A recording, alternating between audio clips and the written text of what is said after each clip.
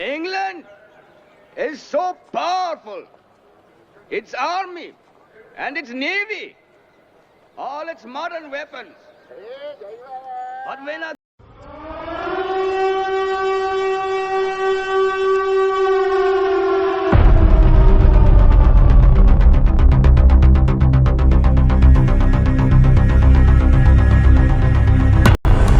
अप्रैल 1919 भारत के इतिहास का वो दिन जिसे शायद ही कोई भूल पाए। उस दोपहर अमृतसर के जलियांवाला बाग में चल रहे आज़ाद हिंद की लड़ाई और रॉलेट एक्ट को लेकर हजारों की भीड़ जुटी। शांतिपूर्वक आंदोलन के बीच एक कमांडर जिसका नाम डायर बताया गया, उस जालिम ने बिना किसी सूचना के तहत गोलियां चलवाई और फायरिंग इतनी जोरदार थी कि हजारों की लाशें बिछ गई।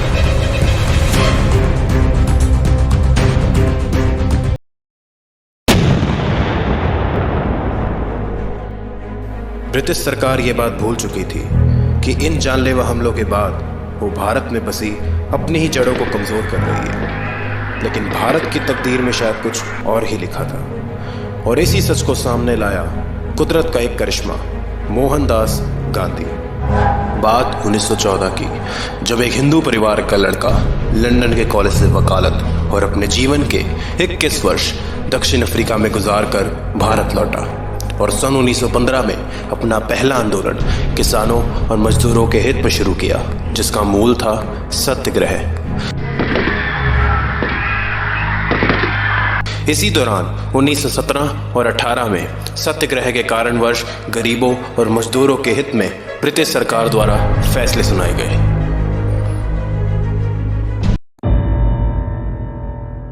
पर असली जंग का ऐलान तो तब हुआ जब भारत के वीर नौजवान भगत सिंह, सुखदेव और राजगुरु को 1931 में फांसी के फंदे पर चढ़ाया गया।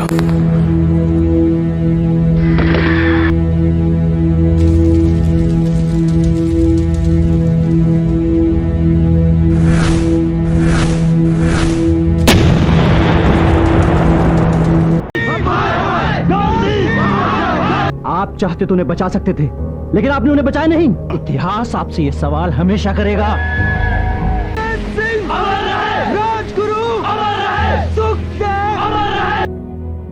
उन जवानों की शहीदी तो जैसे लोगों के दिलों में क्रांति की आग लगा गई हो। हर घर क्रांति की गूंज सुनाई देने लगी। गोरों के हर नियमों को मानने से इनकार कर दिया गया। हर गली, हर शहर बस एक ही भावना दिखाई देने लगी, आज़ाद हिंद की लड़ाई, आज़ाद हिंद की लड़ाई।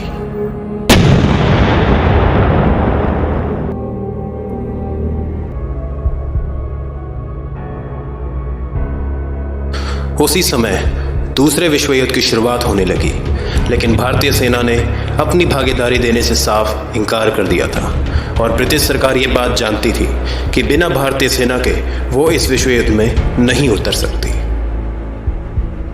भारतीय सेना ने ब्रिटिश सरकार के आगे एक शर्त रखी कि यदि विश्व युद्ध के बाद भारत को आज़ाद कर दिया जाए तभी वो उनका साथ देंगे।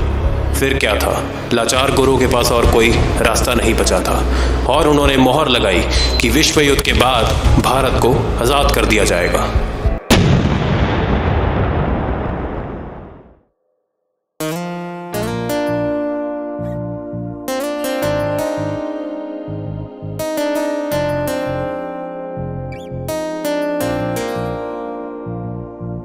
वो अंतिम घड़ी आई जिसका सबको बेसब्री से इंतजार था। 15 अगस्त 1947, जब जवाहरलाल नेहरू यानी कि भारत के पहले प्रधानमंत्री ने दिल्ली के लाल किला में भाषण देते हुए बताया कि देश को आज़ाद कर दिया गया है। उस दिन हर भारतीय के चेहरे पे एक मुस्कान और दिलों में जज्बा दिखाई पड़ रहा था, और वो पहला दिन था जिस दिन हमारा ये तिरंगा फक्र से लहराया था।